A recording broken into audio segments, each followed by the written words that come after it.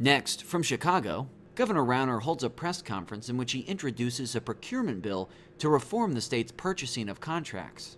This runs about 20 minutes. Without any further ado, over the last several weeks, plans through the legislative process have intensified to provide an operating budget for our state universities, our community colleges, and MAP funding. It's about providing the governor and other leaders with resources and tools in which we can move forward for our students and schools.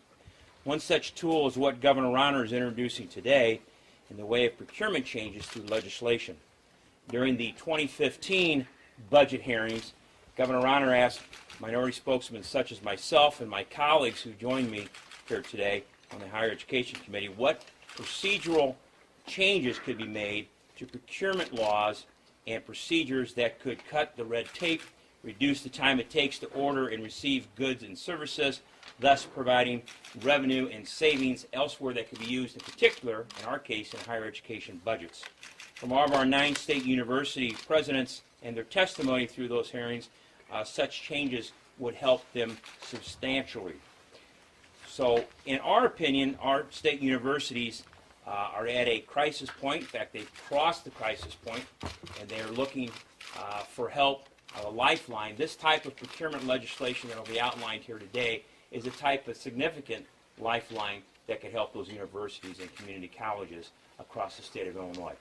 With that, I believe Senator Chapin Rose is next. Thank you, Representative Brady. Chapin Rose, 51st Senate District. I'm the minority spokesman on the Senate side for the committee that contains the appropriations for the higher education budgets. I want to first of all thank Governor Rauner and my colleagues for taking this up. All last year, as we sat through hearing after hearing, university after university, we talked about what this procurement bill costs, what it costs them on a day-to-day basis, what it costs them on an annualized basis. I'm going to give you 2 examples, and this is not chump change. The former president of the University of Illinois, Bob Easter, said that it could be upwards of $70 million on an annualized basis. I'm on the Commission for Government Forecasting and Accountability, and I transcribed an interchange I had with the procurement officer and the state's chief procurement officer in charge of handling a $3 billion prescription drug contract. It was a multi-year contract that added up to just shy of $3 billion over the life of the contract. The first round of bidders were thrown out. They were all thrown out under the state procurement code. The first round bidders were Catamaran, Caremark, and Express Scripts. These are national companies with entire phalanxes of lawyers and regulatory compliance specialists, yet they couldn't figure out how to bid this contract under the Illinois Procurement Code. So they had to rebid it, go back out to bid. The second bid, 2 of them made it, but 1 got kicked out. So here's the exchange. I asked the chief procurement officer, Mr. Brown, I said, so are we sure that we got the best deal for the taxpayers? Are we sure we got the best deal for the taxpayers? Quote, absolutely, we don't know. Absolutely, we don't know. This is a $3 billion contract. That's insane. You talk about the governor's speech the other day, he put a price tag on it of $500 million in savings if we simply fix this one piece. Those of us in higher ed world would like to see this come back around to fund our universities. It's a common sense approach that everybody should get behind. The universities have been demanding it for years now, absolutely demanding it for years now. But I mean, $500 million a year, it's an amazing figure. And with that, I'd ask the governor to come on up, and we appreciate your support. Good morning, everybody. Thanks again for joining us this morning. This is an important step in our process to transform the government, make sure it's efficient, effective, providing real value for taxpayers, and providing better quality services to the people of Illinois. Procurement has been one of the largest sources of waste and abuse in our state. It's frustrating the level of incompetence and inefficiency in the system, and we really need to change this as quickly as we possibly can. We believe if we do this right, we can save over $500 million a year while increasing the quality of the outcomes and the quality of the goods and services that we're purchasing on behalf of the people of the state. In procurement, we suffer from the same problem that we do in many other elements of government. We've got So many groups involved, organizations, commissions, boards, executives. When everybody's in charge, nobody's in charge. And we've got that in a lot of elements of our government. We have more units of government, as you guys know, you've heard from us for many months. We have more units of government than any state. Well, we've got more entities involved in procurement than any other state. 41 states only have one chief procurement officer. We've got 4. They set up their own rules, they set up their own regulations, they set up their own fiefdoms, and then we've also got a procurement policy board. They also set up rules, regulations, policies. They have the ability to void contracts. We've got everybody involved. And Governor Blagojevich set up, what did he call it, an executive ethics commission. That did a heck of a job for him, didn't it? And that picks the chief procurement officers. And it's a convoluted system where nobody's in charge. We want to streamline the process. We want the governor to be in charge of procurement so we can drive down the cost.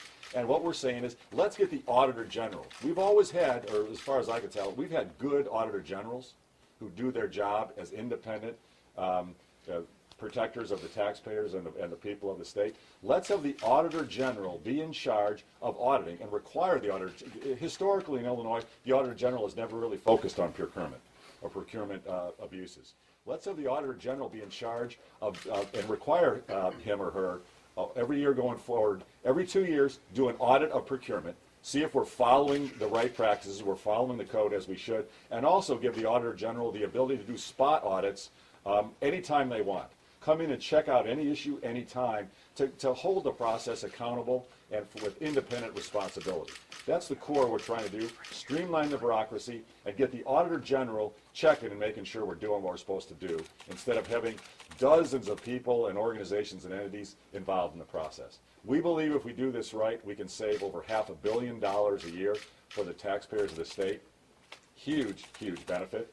And this is all part 2. Right now you're hearing a lot of pressure. Let's fund our MAP grants. Let's fund our universities. Let's fund more certain human services, all of which I, as a governor, would like to fund. We don't have the money today. And we haven't, frankly, had the money for a long time.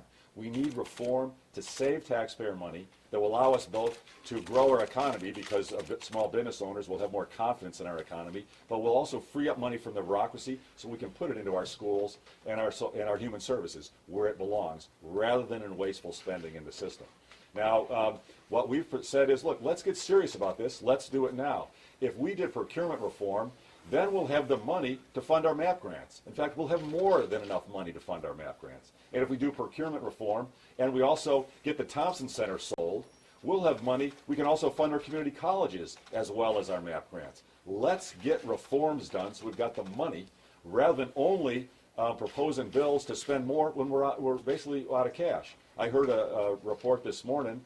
I believe the comptroller is going to issue a report. We've got well over $6 billion in unpaid bills, and we've only got about $250 million of cash.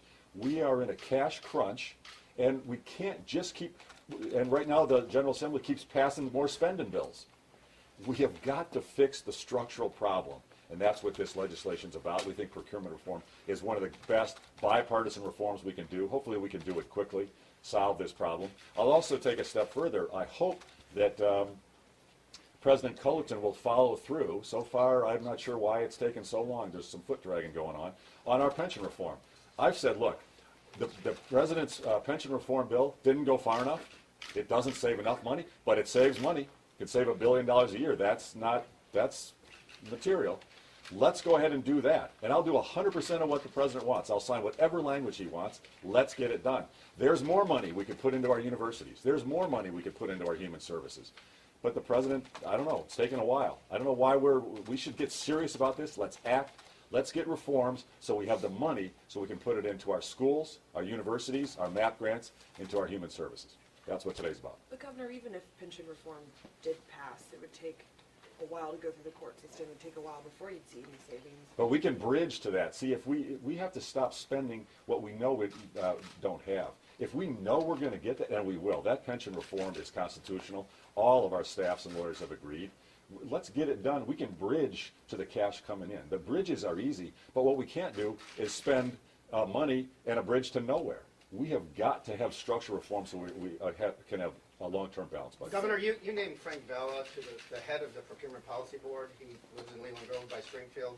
He has a company that does more than $50 million of business with the state each year. Wouldn't it have been better not to have someone who's a giant state contractor in that position? I've got to look. It's a good question, Bernie. I'd like to talk with you and everybody about who's on that procurement policy board and what they can do. So here's the issue. That policy board can set rules, as well as the chief procurement officers. We've got everybody setting rules, and no vendor really knows what's going on. That's the big problem. But should you have a vendor, We've a got state in charge of procurement we policy? can question whether we should even have that policy board. I mean, we've got to shrink the bureaucracy. That's the big thing. So do these reforms have to happen before you would agree to release any operating dollars for schools, and what are they supposed to do? What we can't do is spend money we don't have. That's not an option. We have got to stop spending money we don't have. If we get structural reform, we'll free up resources to be able to put it into our schools and our human services where it belongs. On that subject, Governor, the MAP grant that was just passed, Bill, are you going to veto that? And if so, what would you message be back to the legislature? Yes, I will veto that. You know, the president is playing games. He's not even sending it to my desk because he knows veto it. He's using it as political messaging, and is holding out false hope to these students. These students deserve our help, our real help. Now, legislators are proposing on the Republican side MAP grant funding, but with reforms to pay for it. That's what we should be doing. Not the president has passed a bill with no money to pay for it. There's no way I could sign that bill. I want to fund MAP grants, but I want to have the money to pay for it. The president's not doing that. He's misleading the students. He's misleading the voters around the state. Governor, Yes, are you a little, as this goes on, are you a little concerned that, let's say, come the fall semester, universities like Chicago State, Eastern, they may not be open, and then we have students scrambling to find a place. We have teachers scrambling to find work. I mean, are you concerned that the longer this goes on, there may be irreparable damage? I'm outraged at what's going on. We have human services that are not being funded. We have MAP grants not funded. We have universities not supported. We have community colleges not supported. We are failing. All the legislature has done, the majority of the legislature under Speaker Madigan has put out spending bills with a $5 billion deficit, no money to pay for it. Governor, We have to stop doing that, and what we've said is, let's get reforms so we can pay for that. And we could have done this months ago. It is very frustrating, and I'm outraged. I want education to be our #1 priority. I want the best universities in the world here in Illinois. They deserve our support. We need the money to pay for it. some would say it takes two to tango. I mean, does any of that responsibility fall on the administration as well? We have put out reforms that can easily pay for the university funding and for MAP grants. We put the reforms out. They've been rejected. The legislature says, the speaker came out and he was, I think, candid for the first time on this in December. He said, let's just go back to the 5% income tax. If that's what he wants, he should introduce that bill and vote on it. He's voted on 500 bills last year. He won't put a bill out, and he won't vote on it. Why?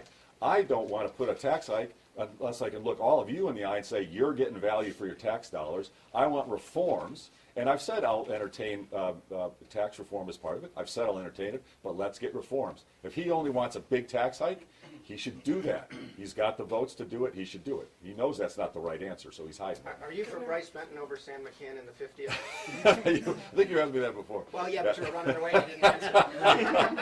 I'm not focused at all in politics right now. We're trying to reform the government. That's what we're trying to do. Dan Proft and his group that you, Illinois, go or We're not- turn around I'm agenda, not you gave focused money, on- they gave him, they gave I'm McCann. not focused on politics. So you I'm don't care focused who on wins in reform. the 50th primary? Not focused on politics.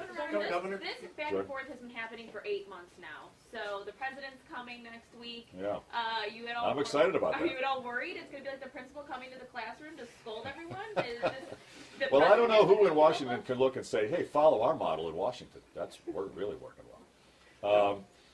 It'll be interesting to see what the president has to say. He and I, I've known the president since he was in the legislature here. We share a passion around education reform. I hope he'll talk about that. We share that priority. He also has been a very strong proponent of term limits and redistricting reform. Very strong. I hope he will talk about those two issues as a way to help restore good government and functional government. I hope he will. If he'll do that, maybe that'll encourage some compromise. I know he's been frustrated by the gridlock in Washington, and he's talked about the importance of bipartisan compromise. We need that here. I hope he'll talk about that and encourage the supermajority in the General Assembly to do some bipartisan compromise with us. I hope he'll do that. It's an exciting opportunity for the people of Illinois if he'll speak up on these issues. Governor, Governor. yesterday CTU Yes, union officials. Yes. Go ahead. Governor Rauner, the state is taking in money all the time. So isn't it a matter of priorities on what the state funds, like education? Sure, it absolutely is. We're now under court order and consent decree. We have to spend money. It's not, you can't even debate it. It has to be spent. And we're required to spend money in many departments beyond what even the General Assembly right now want to spend right now. So we're under requirement to spend at certain levels. And I've also said the core essential services of government have to function. And I fought hard to make sure our state employees could get paid so the government could actually do essential services that we can't live without. I'd like to fund everything and every priority. As much of human services I'd like to fund. I want to fund our MAP grants. We need reforms to pay for it. Governor, you know, CTU rejected the contract proposal yesterday. Does it just seem the district's going to be in free fall here? There's really no real efforts to make any changes at the legislative level that they've sought? And Yeah, so it's a great question. I hope this rejection by the Chicago Teachers Union is a wake-up call for the mayor and the taxpayers in Chicago around the state. The mayor proposed an unaffordable contract. It was unaffordable. It was more kicking the can and just getting by, and he was pushing off the day of reckoning. And the teachers union still rejected that. The teachers union in Chicago has had complete control. They've been calling all the shots for decades, and it's the reason that the system there is so financially bereft. They're so broke. And what I hope this rejection will wake up the mayor and the city council and the taxpayers there and around the state. What we need to do, and we've got the legislation, let's have Chicago treated the way the rest of the state is treated. Give the state the ability to step in. If the mayor can't get a deal done with the teachers union, I guarantee you we, working from the state, can get a deal done. But you don't We have can last get it done. question. No, you no, don't let's- have a deal with AFSCME. Why would you be able to get we a can deal get with we CTU? can get a deal done. We are going to get a deal done with AFSCME that's good for taxpayers and fair for AFSCME. We would get a deal done with the teachers union. What's got to happen? Other states have done it. We need it here. We need the ability to have bankruptcy be an option if all else fails. And I've said to the mayors in Chicago, when you look at the numbers on Chicago Public Schools, bankruptcy has to be an option that's on the table. They are so broken. That system has been so mismanaged by the leadership and so controlled by the teachers union, run for the teachers union benefit, not for the benefit of the school children and the taxpayers. That system has to change.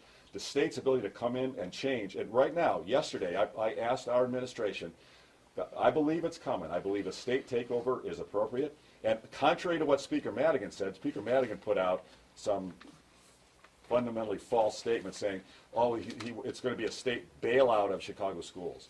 Absolutely not. We're not talking about a state bailout. What we're talking about is management. And in the bill that we're proposing where the state can take over the schools, we specifically prohibit the state from taking over any liabilities of the schools. That's in the bill. The Speaker knows it. He's sending out some misinformation. The state should be able to take over the schools, manage those contracts properly, restructure things, and bankruptcy should be an option. There's support for it. It's the right thing to do. We need it around the state, and we're going to fight real hard for that right now. I asked our State Board of Education to prepare, to be thinking about who the candidates are to put in as interim superintendent for the Chicago Public Schools. I asked that yesterday.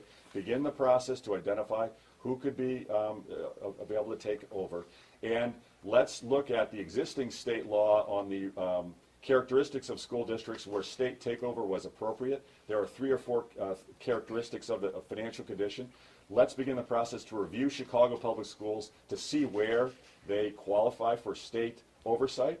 I believe they clearly already qualify based on my review, but it's the state board's job to do it. I've asked them to do it. Let's review CPS, see if they're qualified for state takeover. Let's begin to look for state superintendents. Every day matters for the school children of Chicago. The mayor has been postponing and kicking the can. We need to act, and we need to be ready. The state's going to be ready to step in and take action. Governor, Thanks throughout much, the, everybody. Appreciate Governor, it. throughout the budget process, you've been opposed to the piecemeal